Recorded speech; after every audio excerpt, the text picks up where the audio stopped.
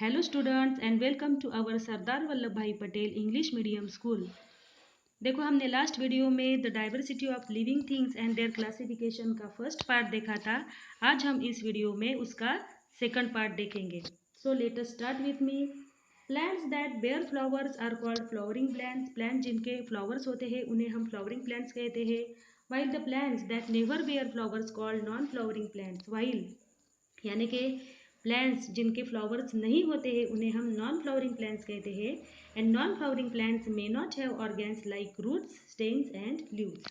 Non flowering plants के ये organs नहीं होते हैं। कौन से? Roots, stems and leaves. अब देखिए, the world's largest flower is found in Indonesia. दुनिया का सबसे बड़ा फ्लावर है वो इंडोनेशिया में फाउंड हुआ है। और उसका The diameter of the flower of the plant Rafflesia arnoldi is about 1 meter. Rafflesia arnoldi उसका डायमीटर कितना होता है? लगभग 1 मीटर तक। The world's smallest flower is of the plant called Wolffia or duckweed. Its diameter is as small as 0.5 mm. Okay? जो smallest होता है, smallest flower कौन से प्लांट का होता है? वोल्फिया और डकवीड। उसका डायमीटर होता है लगभग 0.5 mm तक। Okay, we see different plants growing in different places around us. हम अपने आसपास में अलग अलग किस्म के प्लांट्स देखते हैं और वो अलग अलग जगह पर वो हमें दिखाई देते हैं। Plants can be classified according to their habitat और the place where they grow. Plants का क्लासिफिकेशन करना ज़रूरी है। क्यों? According to their habitat. वो जिस जगह पर रहते हैं, जिस जगह पर उनकी ग्रोथ होती है, ये उनका हैबिटेट है और उसके हिसाब से ही हमें उनका क्लासिफिकेशन करना बहुत ज़रूरी है। लैंड, वो ज़मीन पर उनकी ग्रोथ होती है। वाटर यानी पानी में। मार्शी एरियाज यानी दलदली रीजन में।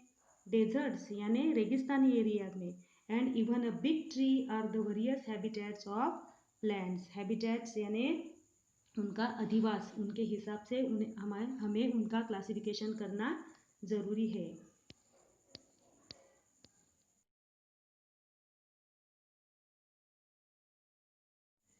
अब हम देखेंगे diversity and classification in animals.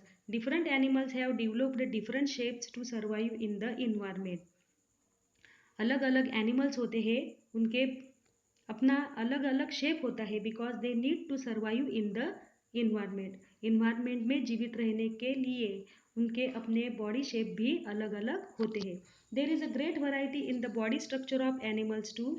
The amoeba that can not be seen with our eyes, the huge elephant, the small snail, the fish that swims in water, a kite that flies high in the sky, butterflies that flit around flowers, a house lizard that crawls on a wall are all animals and each has a different characteristics। देखो उनके body structure में भी बहुत सारी variety हमें देखने को मिलती है, जैसे कि अमीबा और ह्यूज एलिफेंट में कितना बड़ा फ़र्क है। अ स्मॉल स्नेल कैसी होती है। जो फिश पानी में स्विम करते हैं वो भी कितने अलग होते हैं। ये उनके अलग अलग अपने लक्षण हैं। Animals have body parts like a head, a neck, torso, a tail and limbs for movement. Animals में सिर होता है, गर्दन होती है, टॉर्सो यानी धड़ होता है, टेल यानी पूंछ एंड लिम्स यानी हैंड और लेग्स होते हैं for movement. They have various organ systems which carry on various functions inside their body. उनके बॉडी फंक्शन को चलाने के लिए भी उनके अपने वेरियस ऑर्गन्स होते हैं, वेरियस ऑर्गन सिस्टम्स होती है। In this respect to there is a lot of diversity in animals. इसी की वजह से हमें एनिमल्स में डाइवर्सिटी देखने को मिलती है। अब देखिए, what are the differences in the body structure of animals like a snake, a lizard, a tiger, a fish, an eagle, a hen, a crab, a housefly, an earthworm, a crocodile and a grasshopper। अभी जो हमने animals देखे हैं उनमें कितनी सारे differences हमें दिखाई देती है। वो डिफरेंसेस कौन सी है ये हमें ढूंढना है। We see a variety in animals with respect to their food as well. हमें एनिमल्स के फूड में भी वैरायटी देखने को मिलती है, जैसे कि since animals depend on others for their food. Animals दूसरों पर निर्भर रहते हैं, किसके लिए? For their food.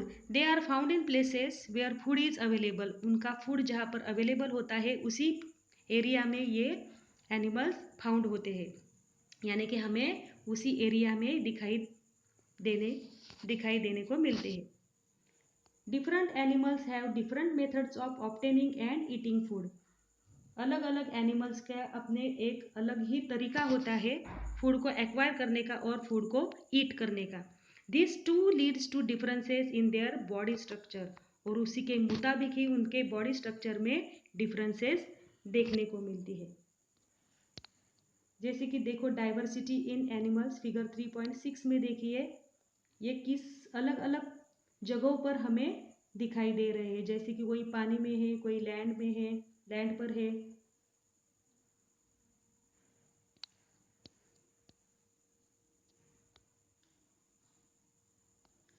Try this. Observe the animals in your surroundings. Make a list of their names. Complete the following table on the basis of the information obtained and discuss it in the class. देखो मैं आज आपको एक ऐसी activity देती हूँ कि आपको ऐसे 10 एनिमल्स की लिस्ट करनी है according to name of the animal. उसके बाद what is their food and how do they eat it, where do they live and the special feature that you found. जैसे कि आप कैट को ही ले लीजिए। जैसे कि कैट है नेम ऑफ द एनिमल, यहाँ पे हम cat. What is their food, उसका अपना फूड क्या है, वो रैट को पकड़ती है, माउस को पकड़कर खा लेती है। वेयर डू दे लिव, वो कहाँ पर रहती है। And the special features that you found, और उसके अपने फीचर्स कौन से ये आपको ढूंढ निकालना है। ऐसे 10 एनिमल्स की आपको लिस्ट करनी है। ओके अब हमें एक सिंपल सा एक्सपेरिमेंट यहाँ पर करना है। Take a drop of water from a puddle and place it on a glass side.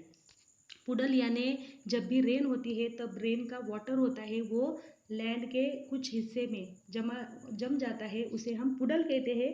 और उसी पुडल का 1 ड्रॉप हमें लेना है for observing it under a microscope. What do you see when a drop of water from a poodle is seen under a microscope. जब भी हम उसे ऑब्जर्व करते हैं तो हमें वहाँ पर इन्यूमरेबल माइक्रोब्स यानी अनगिनत microbes can be seen moving about in it. हमें वो वहाँ पर हलचल करते हुए दिखाई देते हैं। You will see the continuously moving amoeba, हमें अमीबा दिखाई देता है वहाँ पर। The paramecium is also unicellular animal like the amoeba. ये पैरामीशियम है वो भी यूनिसेल्युलर है like amoeba. A horse, a bear, a tortoise are multicellular animals. हम यूनिसेल्युलर और मल्टीसेल्युलर पिछले लेसन में तो पढ़ चुके हैं। What is the chain of bones in the centre of our back called. हमारे पीठ के सेंटर में जो भी चेन ऑफ बोन्स होती है उसे हम क्या कहेंगे, वर्टिब्रल कॉलम्स। और इसी वर्टिब्रल कॉलम की वजह से animals are divided into 2 groups known as vertebrates animals and invertebrates animals. जैसे कि देखो snakes, birds, fish and kangaroos as also humans are vertebrate animals. जैसे कि जिन एनिमल्स में वर्टिब्रल कॉलम होता है वो वर्टिब्रेट एनिमल्स होते हैं। Animals such as snails, cockroaches, earthworms do not have a vertebral column and therefore they are invertebrate animals. कुछ एनिमल्स के वर्टिब्रल कॉलम होते हैं वो वर्टिब्रेट एनिमल्स होते हैं, और कुछ एनिमल्स ऐसे होते हैं जैसे कि snails, cockroaches, earthworms, they doesn't have a vertebral column so they are called invertebrate animals. Name some animals which lay eggs and others which give birth to their young ones। हमें ऐसे animals को देखना है कि जो अंडे देते हैं और कुछ एनिमल्स ऐसे हैं कि give birth to their young ones. We have learned that producing another living thing like oneself is called reproduction। Reproduction क्या होता है, ये प्रोसेस हमने तो पिछले लेसन में देख ली है। A hen lay eggs and hatches them। हेन अंडा देती है और उन्हें वार्म करती है। After few days the young chicks hatch out of the eggs. कुछ दिनों के बाद उसके चिक्स होते हैं वो अंडों में से बाहर निकल आते हैं। A cow gives birth to a calf. Cow क्या करती है, उसके यंग वन को जन्म देती है। Before that the calf grows within the cow's body. उसके जन्म देने से पहले काफ की ग्रोथ किधर होती है, within the cow's body। According to the mode of reproduction, animals are classified into 2 types, namely oviparous animals which lay eggs and देखो oviparous animals which lay eggs, जो एनिमल्स अंडा देती है, कुछ एनिमल्स अंडे देते हैं उन्हें हम ओविपेरस एनिमल्स कहते हैं. And viviparous animals which give birth to their young ones. और कुछ एनिमल्स ऐसे होते हैं कि अपने यंग वंस को जन्म देते हैं, उन्हें हम विविपेरस एनिमल्स कहेंगे. Oviparous animals and viviparous animals. Where are the animals, namely a horse, a bear, a tortoise, an alligator, a fish, a deer and a frog to be found? अब देखिए ये जो सब एनिमल्स है वो कहाँ पर फाउंड होते हैं. According to their habitat animals are usually classified into terrestrial and aquatic animals. Terrestrial यानी जमीन पर रहने वाले एंड एक्वेटिक यानी पानी में रहने वाले. According to their habitat, habitat यानी अपना उनका अधिवास कहाँ पर होता है. कुछ एनिमल्स होते हैं वो लैंड पर रहते हैं, उन्हें हम टेरेस्ट्रियल कहते हैं. और कुछ एनिमल्स ऐसे होते हैं जो पानी में रहते हैं, उन्हें हम एक्वेटिक एनिमल्स कहेंगे. However animals like a frog, salamander, toad live in both places. जैसे कि कुछ एनिमल्स ऐसे होते हैं like a frog, salamander, toad live in both places. वो दोनों जगह पर उनका अधिवास होता है. On land and also in water, namely land and water. Therefore they are called amphibious animals. जो एनिमल्स लैंड पर भी रहते हैं और वाटर में भी रहते हैं, उन्हें हम एम्फीबियस एनिमल्स कहेंगे.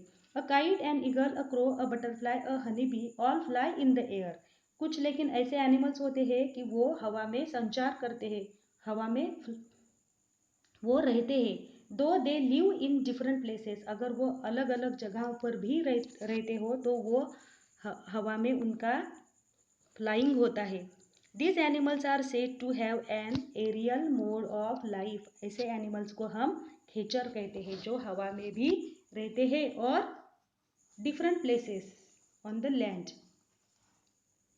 So now we are going to see the last part of our lesson is okay.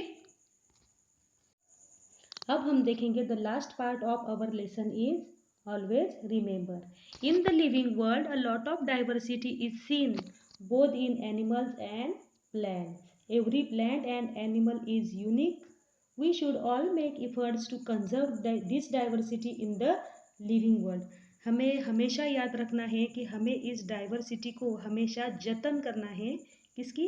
Animals की एंड प्लांट्स की. जो भी डाइवर्सिटी है हमें उन्हें जतन करना है. Because every plant and animal is unique. What we have learned, plants are classified on the basis of their height and the shape of stem, period of life cycle and habitat. Animals are classified on the basis of the cell structure, vertebral column, method of reproduction and habitat. यहाँ तक हमारा lesson finish हो गया है. आपको ये lesson अच्छी तरह से रीड करना है. तब तक थैंक यू.